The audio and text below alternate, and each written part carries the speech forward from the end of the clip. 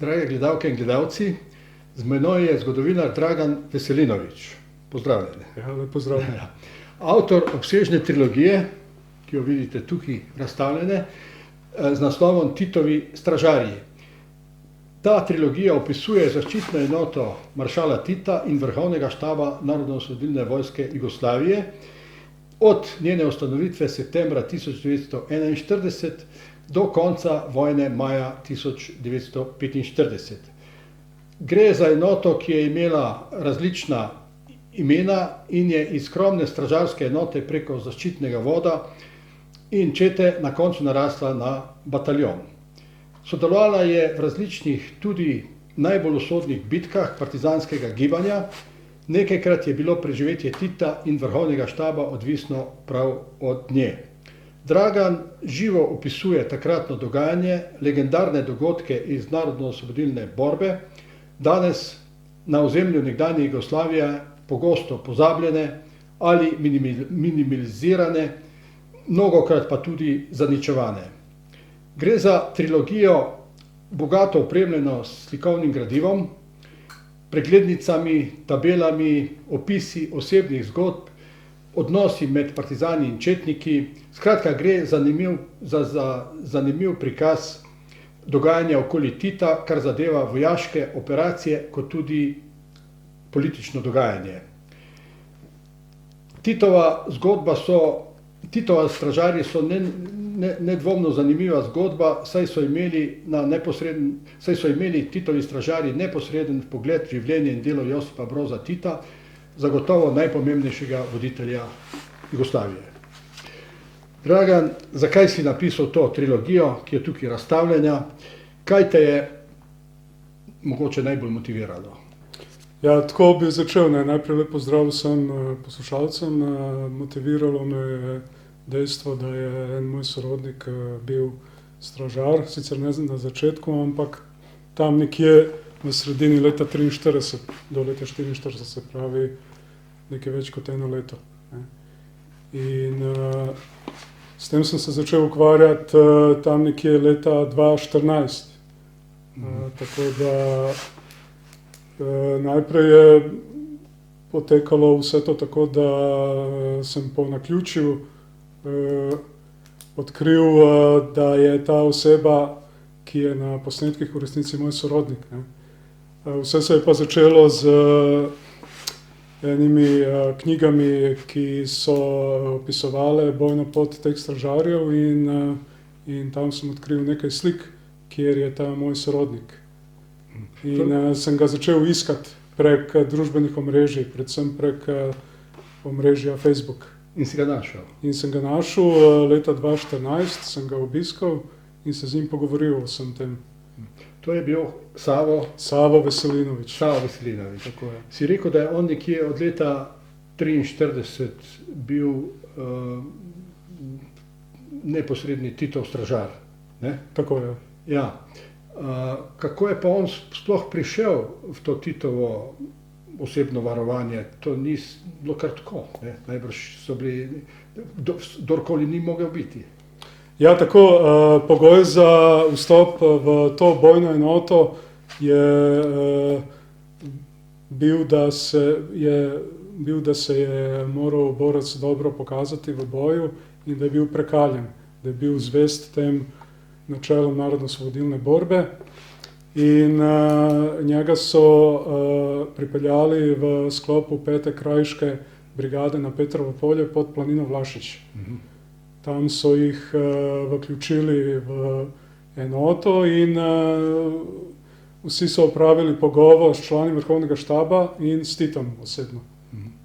In oni so izbrali potem, ne? Tito verjetno tudi imel prste vmes, ne? Tako je, pri končni besedi. Ja, vse osebno pozdravljam. Ti ga imaš tudi na fotografiji, če lahko kažeš. Tako je. To je Savo Veselinović, ne? Ja. To je slikano jeseni 1944.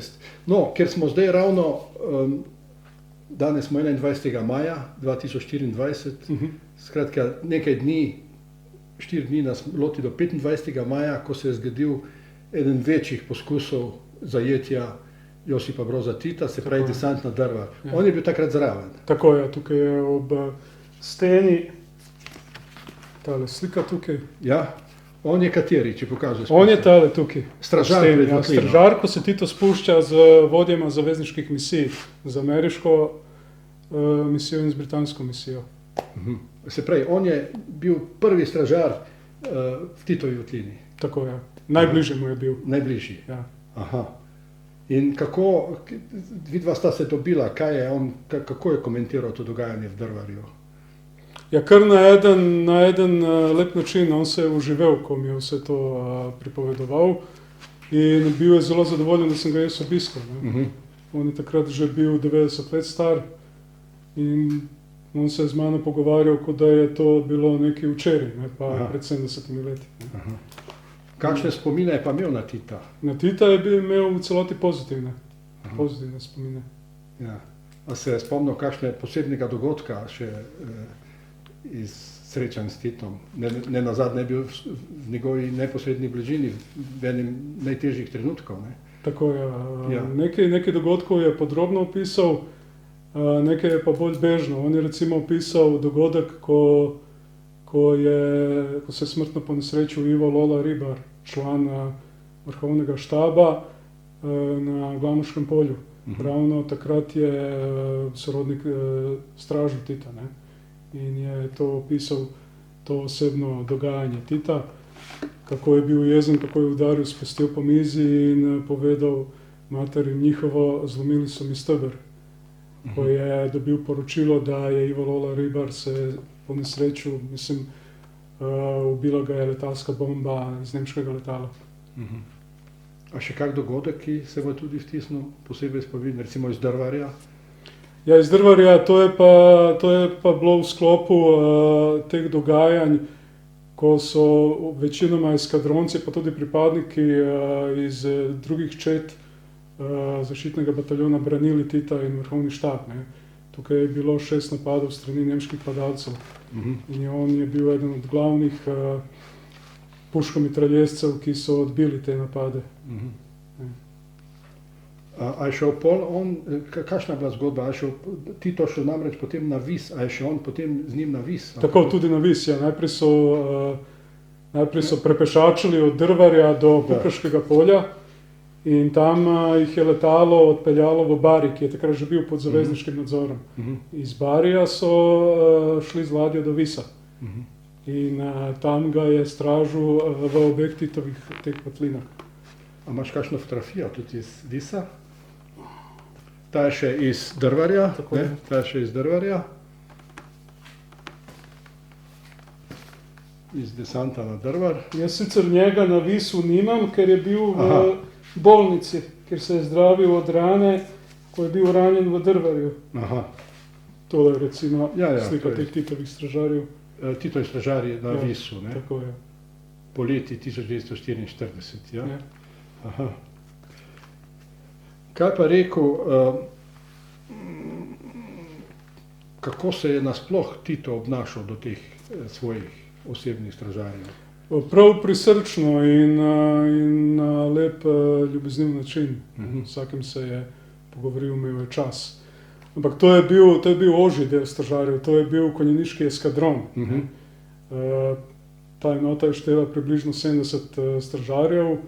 Takrat je v Drvarju vsega skupaj bilo približno 300 borcev, ki so varovali Tita, vrhovni štab in to širše zaledje Drvarja. Ja. In so bili tudi porazdeljeni po vaseh, ne. Niso recimo čuvali zavezniške misije, sovjetsko, britansko in ameriško.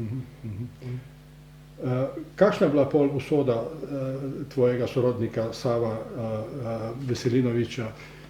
On je do konca vojne bil Titov stražar, ali kako? On je bil njegov stražar do novembra leta 1944. Kaj pa potem? Potem je pa služboval v gardni enoti. To so bili gardisti, ki so bili zadolženi tudi za druge naloge širše na teritoriji mesta Beograda. Leta 1945 spomladi so ga pa poslali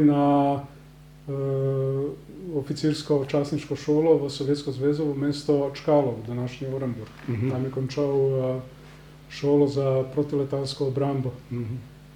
Kasneje, tam je bil približno 3 leta, ne? Leta 1948 se je vrnil in je začel službovati v Črni Gori kot major jugoslovanske armade. In tudi varoval, kot sem lahko prebral, tudi Dušana Kvedra. Ja, Dušana Kvedra je varoval, ukazal mu je načelnik glavnega, mislim, vrhovnega štaba Arso Ivanović, mu je poveril nalogo varovanja Kvedra, ga je predstavil Kvedru in mu je dal nalogo, da naj ga spremlja iz Aranđelovca, to je mesto južno od Beograda, do Beograda, ki se je takrat pravkar osvobajal. In sta skupaj potovala v avtu z enim šoferjem. Si rekel, da se je šolal v Sovjetski zvezi. Tam leta 1948, ko se je začelo Informbiro. Od leta 1945 do leta 1948, ja. 3 leta. Ga ni doletel Informbiro, kako je bilo s tem? Ne, njega ni doletelo. Predstavniki te sovjetske oziroma ruske šole so z njim opravili pogovor, ne, so ga seznanili s tem, da je opravil to, kar je moral opraviti, šolo je naredil. So mu pa povedali, da so odnosi med Jugoslavijo in Sovjetsko zvezo zdaj slabi, ne. Ampak da jim ne mislijo nič slabega narediti, da jih lahko pošljajo nazaj z vlakom v Jugoslavijo. Tako da on ni imel osebnih problemov tam v Sovjetski zvezi z temi ruskimi častniki, ki so poučevali. Ampak on verjetno ni bil sam na tem šolenju, so bili še tudi drugi Jugoslovani, ne? Tako je, še nekaj je bilo. A je kaj povedal, so jih kaj skušali na svojo stran dobiti ali takega? On to ni opazil, da bi bilo kaj. So bili korektni do njega in do drugih. Ne? Kaj pa po vojni, se je on dobil še kdaj s Titom? Ja, tako je bilo. Ne? On je leta 1945 se je pogovoril s Titom osebno, ne? Tito mu je rekel, ne, Savo, ti si bil eden od mojih najboljših stražarjev in tebi vse dolgujem. Če boš kdaj rabil kakšno pomoč, me na vsak način kontaktiraj, ti bom pomagal vsem, kar boš iskal. Ampak Savo je bil takšen, da ni potreboval tuje pomoči, bil je takšnega mnenja, da lahko on vse sam zmore. Imaš ga tudi na fotografiji skupaj. To je bilo leta 1971, ne? Ko ga je Tito povabil v Beograd, ne? Ja. Pa tudi fotografija imaš, ko sta vidva skupaj, ne? Ja. To je Tito in Savo, leta 1971. Na Dedinju leta 1971. Tako je. Tito je poslal po njega šoferja, da ga je prišel osebno iskati.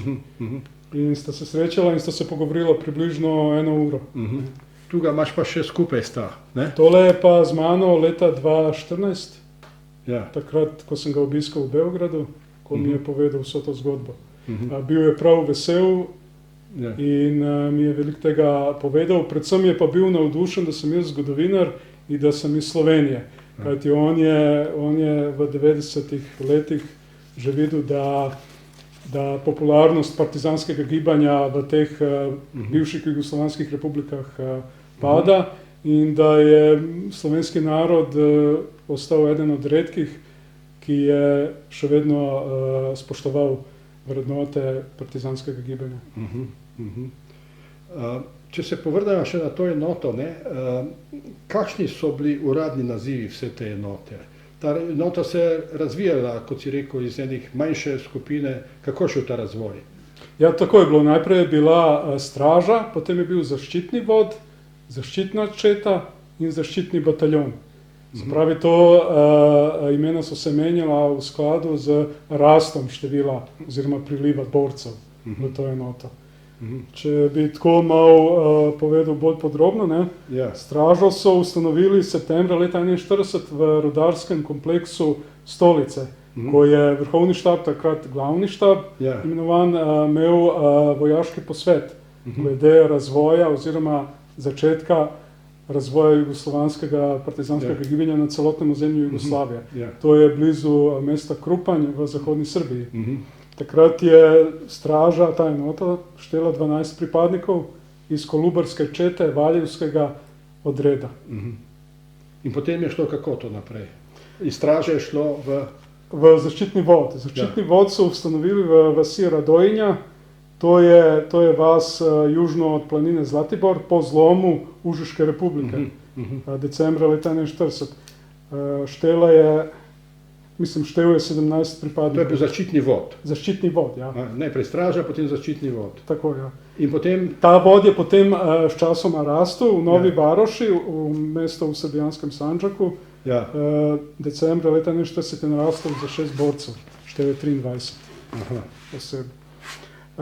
Ko se je vrhovni štab začel pomikati v vzhodno Bosno, na Glasinsko polje, to je pod planino Romanijo, vzhodno od Sarajeva, januarja leta 1942 je štel 25 borcev. Ko se je ustanovila Fočanska oziroma Foška republika v mestu Foči, je zaščitni vod štel februarja leta 1942 33 borcev in marca leta 1942 38 borcev. So pa ustanovili v Foči v drugi polovici marca leta 1942 zaščitno četo. Povečali so število borcev z 38 na 85, se pravi podvojili so. S tem, da so to četo razdelili na prvi vod, drugi vod in oddelek inženircev in vezistov. Prvi vod in drugi vod sta štela po 35 borcev, oddelek inženircev in vezistov pa 15 borcev. Zaščitna četa se je po zlomu Fočanske republike skupaj z vrhovnim štabom začela pomikati v Bosansko krajino oziroma v zahodno Bosno. Na planini Cincar, to je planina med Glamočem in Livnom v zahodni Bosni, avgusta leta 1942 so povečali število borcev z 85 na 97 pripadnikov. S tem, da so prvi in drugi vod povečali za 5 pripadnikov, oba voda sta štela po 40 borcev, oddelek inženircev in vezistov je pa štel 17 borcev. To so zelo natančni podatki iz arhive. Iz arhiva. Tako, ja, iz teh knjig predvsem. Tukaj pa moram povedati za stražarje slovenske narodnosti. Oni so bili tukaj kar precej zastopani, vendar so na svojo željo so se odločili, da bi odšli v Slovenijo, kjer bi tam prispevali k slovenskem partizanskem gibanju. Tako da se jih je zbralo skupaj z slovenskimi borci iz drugih partizanskih enot približno 30 in so z te planine odšli prek Hrvaške v Slovenijo v Kočevski Rog. Koliko je bilo skupno število, recimo, govorijo o obdobju med drugo svetovno vojno, koliko je bilo teh stražarjev vsem, če se zna, če je poznano to število in koliko jih je recimo preživelo? Če bi zdaj preskočil vse te podatke podrobne, tako je bilo, vsega skupaj je bilo stražarjev od leta 41 do 45. Do leta 45 jih je bilo, samo da najdem, 609 jih je bilo. 609. In koliko jih je preživelo? Preživelo jih je 501, to je kar velika številka, 108 jih je pa padlo ali so pa podlegli ranam. Ali pa so jih vodili za pogrešane. Verjetno so tudi pazili recimo na nacionalno sestavo, da niso bili samo Hrvati, Slovenci, Srbi, Črnogorci. Tukaj se je namenila posebna pozornost strani vrhovnega štaba in Tita, da je ta enota predvsem mešana, ker so že takrat začeli razvijati bratstvo in enotnost. Tako da, če gledamo ta etnični izvor, vidimo, da je bilo največ Srbov 434, nekaj nad 70%, ker so se gibali v glavnem po ozemlji, ki so poseljena s srpskim prebivalstvom. 94 je bilo Hrvatov, 43 Črnogorcev, 16 muslimanov, 12 Slovencev. To so bili predvsem izgnanci iz Slovenije, ki so jih Nemci poleti leta 1941 izgnali v osrednjo Srbijo. In tam so v času obstoja Užiške republike se postopoma pridruževali srbijanskim partizanskim enotam. Židov oziroma Judov jih je bilo 3, en Mađar in 2 ostala. Katera mesta, recimo, verjetno je bilo eno najbolj kritičnih desantna drva, katera so bila še, kje jih je največ recimo padlo? Omenilo si, da jih je okoli 100, ne? Ja, 108. 108, da jih je padlo. Tukaj imam podatke, največ jih je padlo med bitko na Sutjeski. Sutjeski. Se pravi poleti leta 43. Juni, ja, 43. Tako je, 10 jih je padlo med desantom na Drvar. Aha. Koliko jih je padlo na Sutjeski? 16. 16. 16, ampak tukaj moramo še prišteti, da jih je padlo 7 na Lučkih kolibah. Aha. To je ena vzpetina na planini Zelengori, ko so se iz smeri reke Sutjeske prebijali prek te planine proti vzhodni Bosni. 9 jih je padlo v Foči poleti leta 42 in julija leta 44. 4 so padli na Sarajevskih vratih junija leta 44. Na drugih predelih jih je pa padlo po 3-4. Se pravi, najhujše v Drvar pa Sutjeska. Drvar pa Sutjeska, plus Zelengor. Ja, plus Zelengor, Lučke kolibe, ne? Ja. Ali je znano tudi, iz katerih krajev so izhajali ti posamezni borci? Se pravi, bili so iz Slovenije, Hrvaške, Srbije, iz Bosne, ne? Ja. Iz katerih krajev jih je bilo največ mogoče? Največ jih je bilo približno tako iz mest, mislim, v posameznih republikah, ne? Ja, največ jih je bilo iz Srbije in Bosne. Predvsem tako, ne bi rekel, če gledamo Srbijo, bilo jih je kar precej iz zahodne Srbije, predvsem Valjevski odred, ne, na začetku. Iz severnega dela Črne Gore, Črnogorci, iz vzhodne Bosne, iz zahodne Bosne, ki jo imenujemo tudi popularno Bosanska krajina, pa tudi iz hrvaških krajev, kot so Lika, Dalmacija, Kordun, Banija, Gorski Kotar in Slavonija. Slovenije pa? Iz Slovenije jih je bilo 12. 12, ampak recimo kater del Slovenije? Je bila Štajerska, ker so bežali iz Štajerske? Nekaj jih je bilo iz Štajerske, za enega vem, da je bil iz okolice Tolmina na Posočju. Za večino pa nisem ugotovil izvora. Kakšna je bila pa, a si ugotavljal tudi mogoče njihovo starost pa socialno strukturo teh? Tako je, socialna struktura je bila takšna. Največ je bilo kmetov, predvsem mladih kmetov, 356, to je več kot polovica. Delavcev je bilo 211, uslužbencev je bilo 19, to so bili predvsem pravniki, inženirji, učitelji, dijakov je bilo 13, študentov je bilo 10.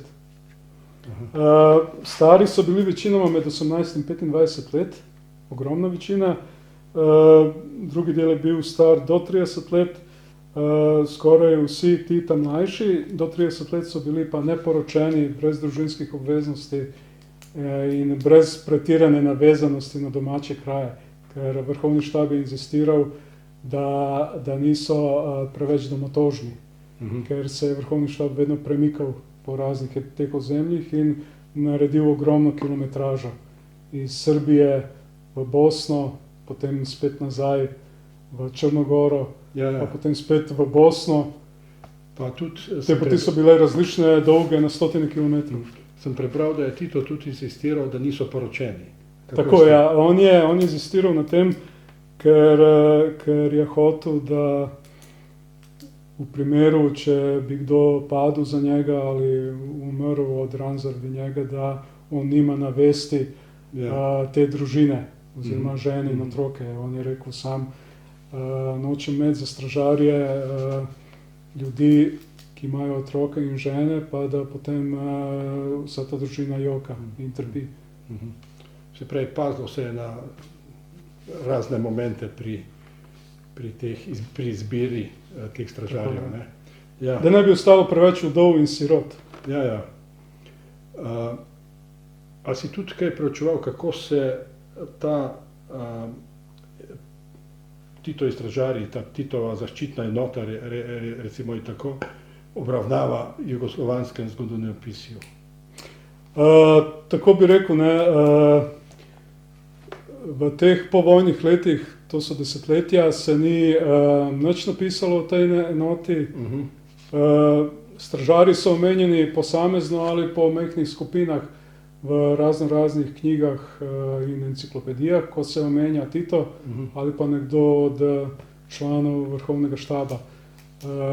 Nastale sta dve knjigi v srbskem jeziku, ena iz leta 87, druga pa iz leta 97, ki pa dajo bolj podrobne podatke o vsakem posamezniku, vendar bi rekel, da je veliko podatkov pomanjkljivih zaradi ogromne časovne distance, 40, 50, celo 60 let. Mnoge podatke o stražarjih niti niso mogli zbrati, ker jih je veliko ostalo neznanih, brez natančnih podatkov, celo brez slik. Pravi, te tvoje 3 knjige so verjetno najbolj natančna. Tako, ja. Sestava. Najbolj natančna. Jaz sem bil tako, ne, borce sem predstavil v tabelah, ne, v razpredelnicah.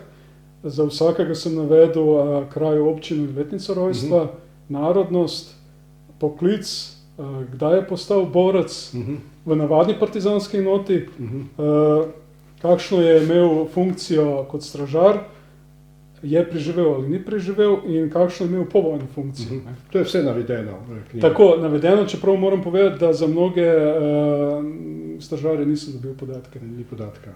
Tudi za veliko njih sem dal tudi slike, ne? Za mnoge od njih pa tudi ni slik. Žal.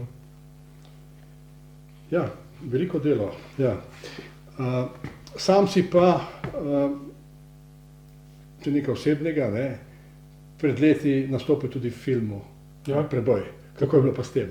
Ja, to je bilo leta 2019, sem čutil neko obveznost, predvsem zaradi tega, ker naši državljani Slovenije v ogromni večini še vedno spoštujejo te vrednote narodnoosvobodilnega partizanskega gibanja in sem z velikim veseljem pristal, pa tudi sem sofinanciral ta film s svojim denarjem. Bil si pa statist. Statist sem bil, ja.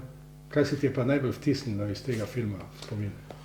Veliko mraza, veliko te nevihte, pa neka vrsta trpljenja, ampak tudi veselja. Tam sem bil zmrznil in sem tudi zbolel po koncu, ampak sem bil tako vesel in zadovoljen, da imel sem polno energije in moči, da sem nastopil in prispeval k temu. V redu, hvala za pogovor. Hvala tudi vam.